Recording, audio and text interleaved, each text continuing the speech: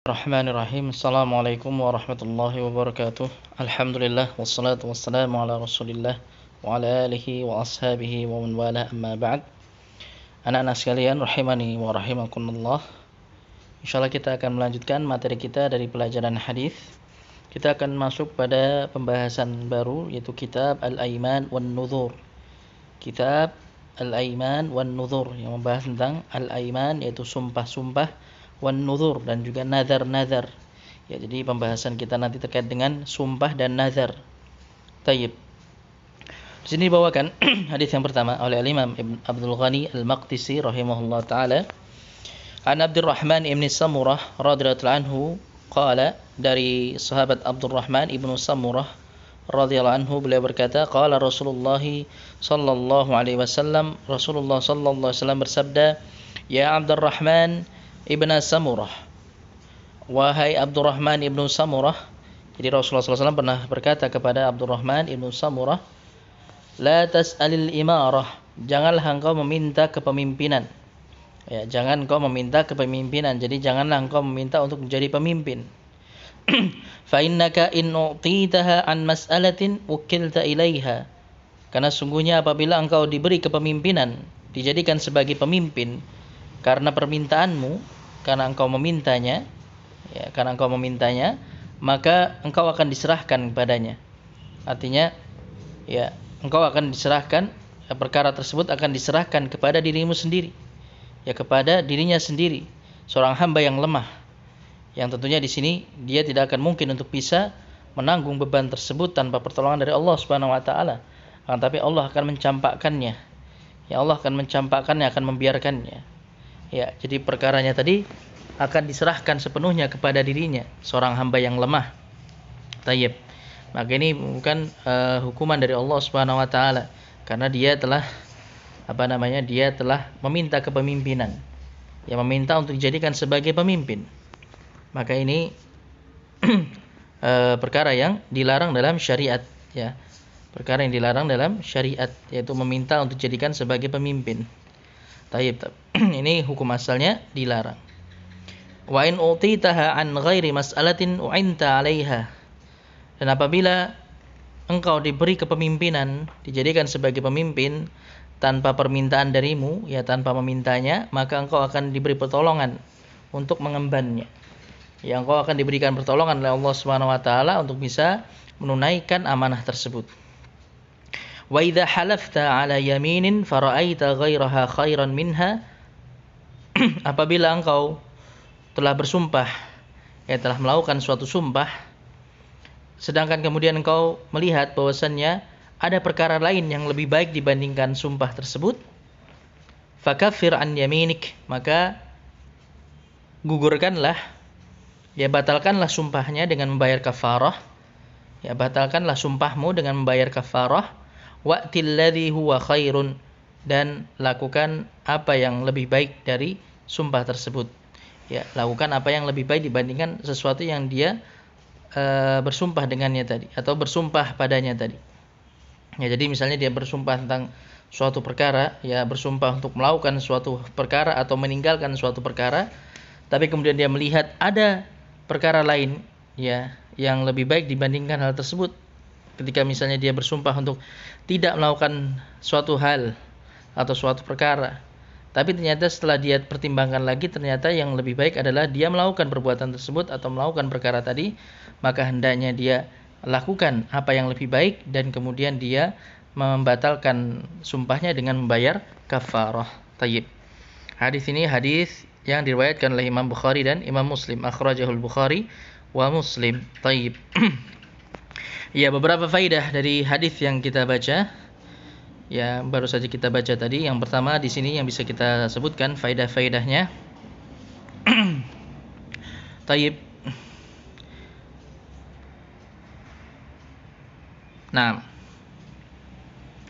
jawazu takhsisi ba'din nas bi hukmin yahtaju ilaihi jami'ul khalq. Bolehnya mengkhususkan sebagian manusia, ya, dalam menyampaikan suatu hukum, ya, suatu perkara yang itu sebenarnya dibutuhkan oleh seluruh manusia. Ya.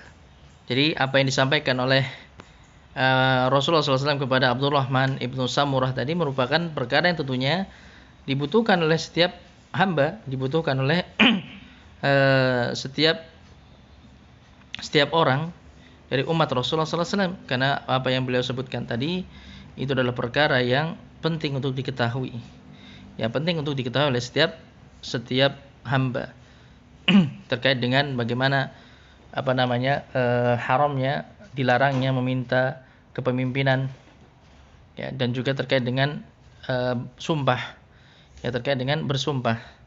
Tayyib. Kemudian faedah berikutnya, al-masyru' lil 'abdi an la yas'al al-wilayah 'ala syai'in atau faedah sebelumnya disebutkan di sini, khabarul wahid fi ma ta'ummu bihil balwa maqbul.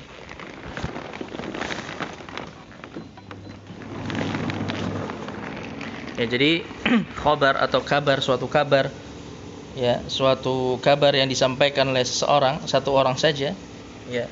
Jadi suatu kabar, suatu berita yang disampaikan oleh seseorang, satu orang saja, itu diterima, ya, itu bisa diterima, ya, walaupun itu terkait dengan permasalahan yang prinsip atau permasalahan yang penting, ya, permasalahan yang itu penting untuk diketahui oleh setiap orang, atau perkara yang itu kerap kali terjadi, ya, kerap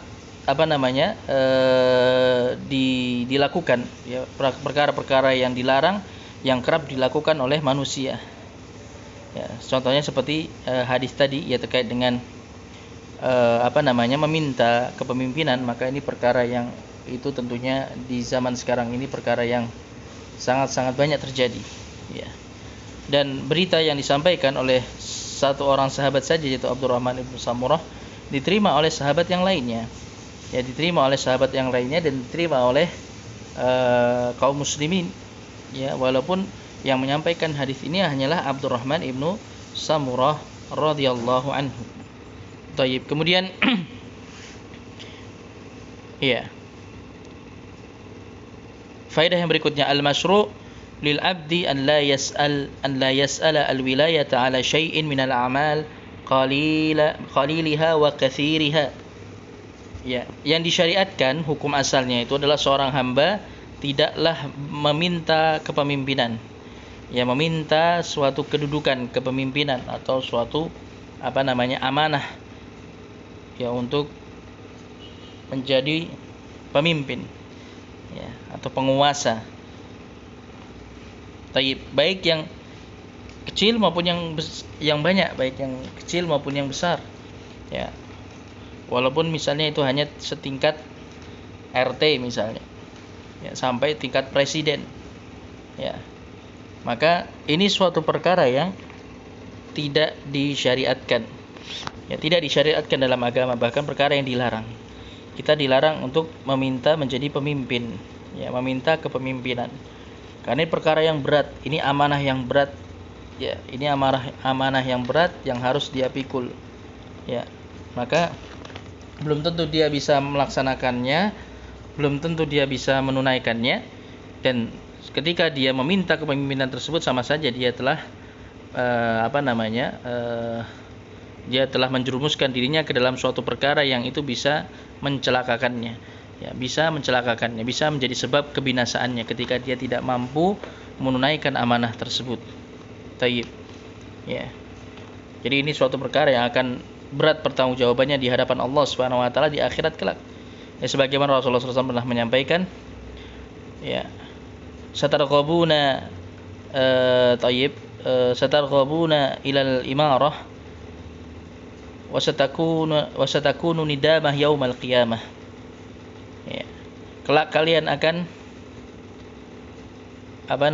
kalian akan berlomba-lomba untuk menjadi pemimpin.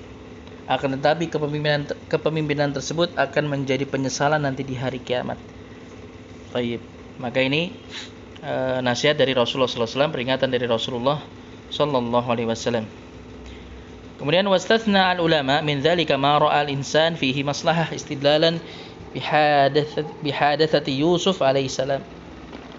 Tapi para ulama mengecualikan ya, mengecualikan satu keadaan di mana ketika seseorang melihat adanya maslahat ketika dia meminta menjadi pemimpin.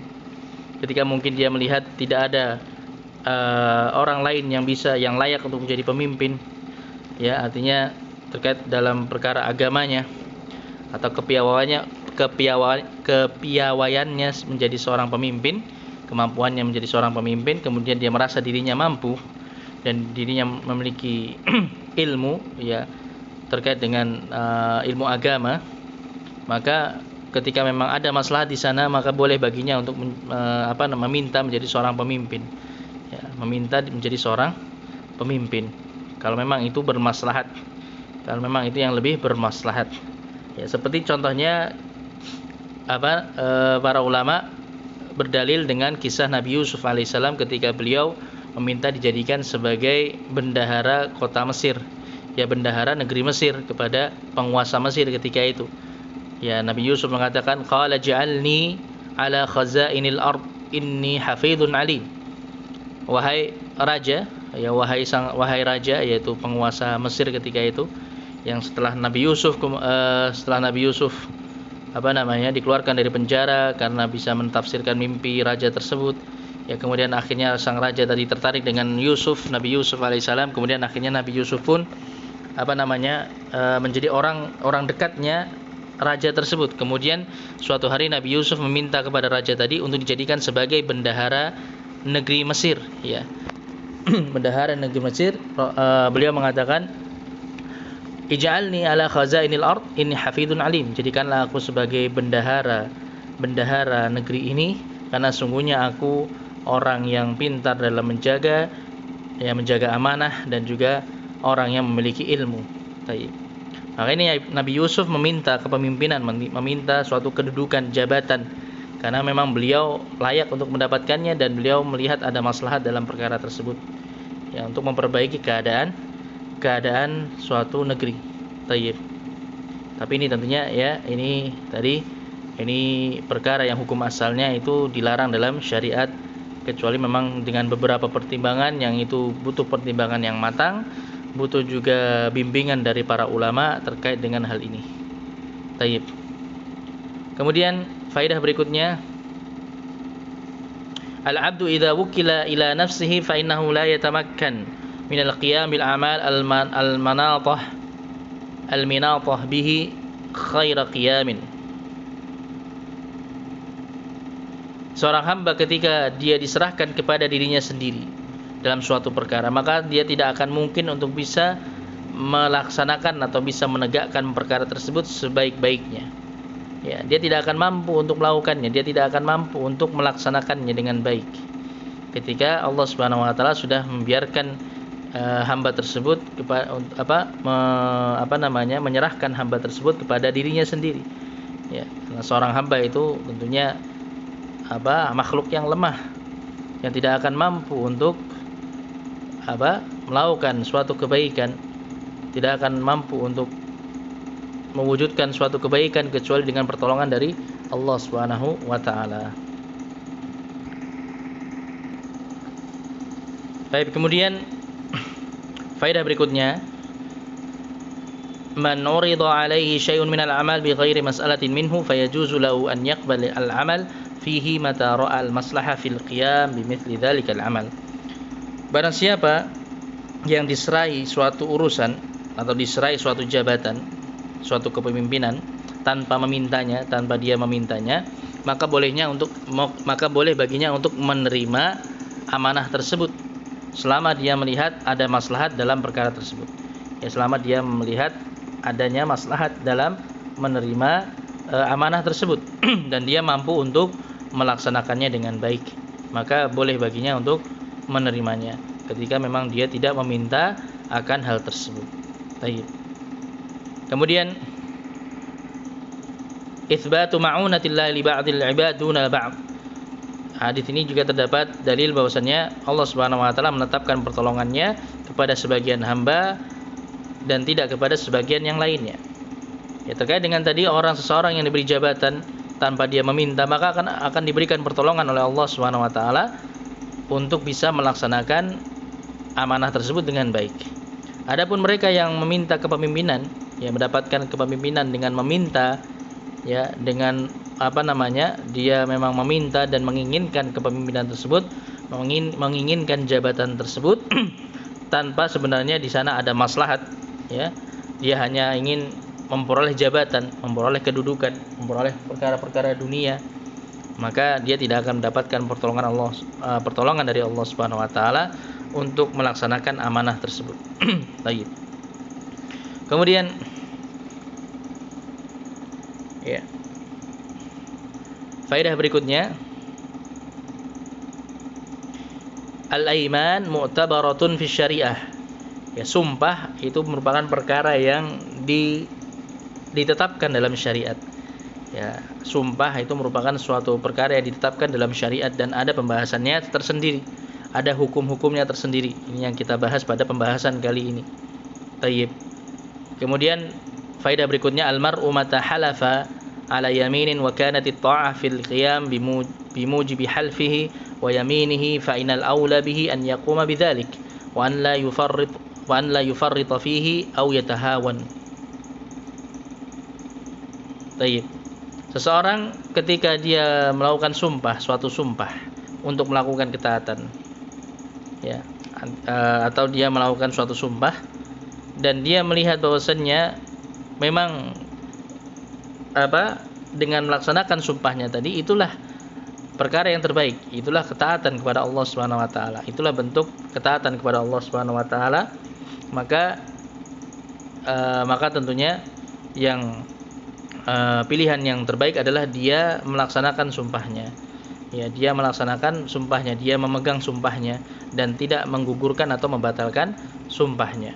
Dan tidak boleh kemudian dia bermudah-mudahan atau dia meremehkan sumpah yang telah dia ucapkan. Jadi ketika dia sudah bersumpah, ya, dengan nama Allah Subhanahu wa taala, dengan menyebut nama Allah Subhanahu wa taala, maka wajib baginya untuk menunaikan sumpah tersebut.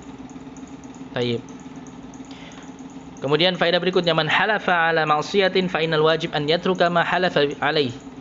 Barang siapa yang bersumpah untuk melakukan suatu maksiat, maka dia wajib untuk meninggalkan apa yang dia sumpahkan tadi. Dia meninggalkan sumpahnya, dia membatalkan sumpahnya, itu yang wajib. Karena dia bersumpah untuk melakukan suatu kemaksiatan. Ya, tentunya haram baginya kemudian menjaga sumpahnya tadi, menunaikan sumpahnya, karena dia bersumpah dalam kemaksiatan. Ya, bersumpah untuk melakukan suatu kemaksiatan. Dan nanti yang disyariatkan baginya, yang diwajibkan baginya, dia wajib menggugurkan sumpahnya, membatalkan sumpahnya, dan dia wajib membayar kafarah. Ya, dia wajib membayar kafarah sumpah. Taib. Kemudian faedah berikutnya, man halafa ala tarki amalin salihin walau lam yakun wajiban fa innal aula bihi an yukaffira an yaminih. Begitu pula seseorang yang bersumpah untuk meninggalkan suatu amal soleh, walaupun amalan soleh tadi bukan sesuatu yang wajib, maka yang lebih baik adalah dia menggugurkan sumpahnya, dia membatalkan sumpahnya. Ya, karena tentunya yang lebih baik adalah dia melakukan amalan soleh tadi, walaupun tidak wajib. Tapi tentunya itu yang lebih utama. Ya, itu yang lebih utama, walaupun itu tidak wajib, tapi tetaplah itu amalan soleh dan itu yang lebih utama untuk dia lakukan. Maka yang seperti ini dia lebih baik menggugurkan sumpahnya, kemudian dia membayar kafarah sumpah. Taib. Maka faedah berikutnya, masyru'iyatu kafaratil yamin. Disyariatkannya adanya kafarah untuk sumpah. Ya, kafarah yaitu suatu denda atau hukuman yang harus dilakukan oleh seseorang yang menggugurkan sumpahnya, yang membatalkan sumpahnya. Taib. Dan kafarah yamin, kafaratul yamin itu disebutkan di dalam Al-Qur'an, yaitu di dalam surat Al-Maidah ayat yang ke-89. Ya, dalam surat Al-Maidah ayat ke-89, di mana Allah Subhanahu wa taala berfirman, "Wa la yu'akhidhukumullahu billaghwi fi aymanikum, walakin yu'akhidhukum bima aqadtumul ayman." Sungguhnya Allah Subhanahu wa taala tidak menghukum kalian terhadap ucapan-ucapan yang tidak ada niatnya, tidak ada maksud dalam ucapan tersebut yang kalian ucapkan. Ya, terkait dengan sumpah-sumpah atau ucapan-ucapan yang itu bentuknya ucapan sumpah tapi tidak kalian niatkan, tidak kalian maksudkan untuk bersumpah. Allah tidak menghukum kalian dalam perkara tersebut. Akan tetapi Allah Subhanahu wa taala menetapkan hukuman atas sumpah-sumpah yang kalian tekankan, yang kalian telah ucapkan. Ya, sumpah yang kalian niatkan memang untuk bersumpah. Tayyib.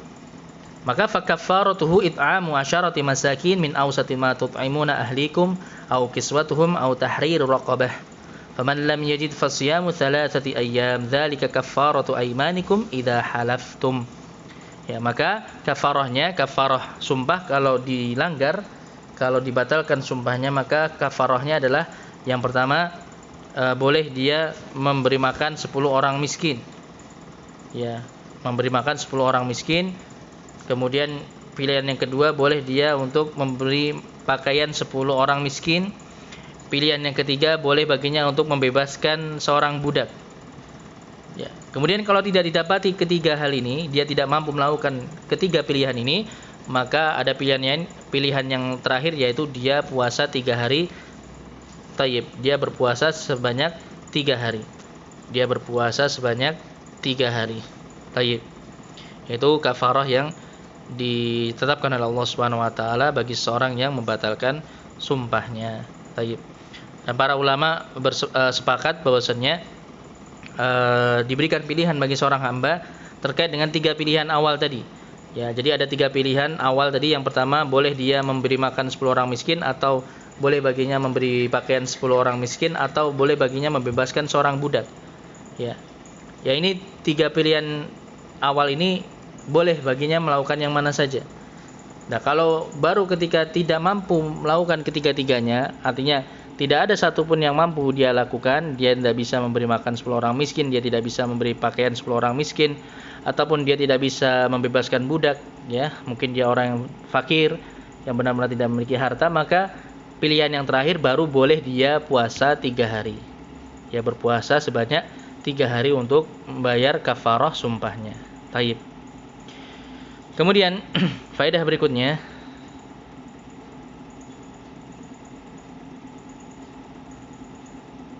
iya, jawazu tawkilihi li ghairihi fi ikhrajil kafarah. Bolehnya seseorang mewakilkan orang lain untuk membayar kafarahnya, kafarah sumpahnya. Misalnya dia menyerahkan kepada orang lain, mempercayakan kepada orang lain untuk membayar kafarah sumpahnya. Misalnya dia serahkan kepada orang lain untuk memberi makan 10 orang miskin. Ya, dia wakilkan kepada orang lain. Tapi kemudian itu diniatkan untuk membayar kafarah sumpahnya. Maka ini perkara yang diperbolehkan. Ya, perkara yang diperbolehkan. Tayyib.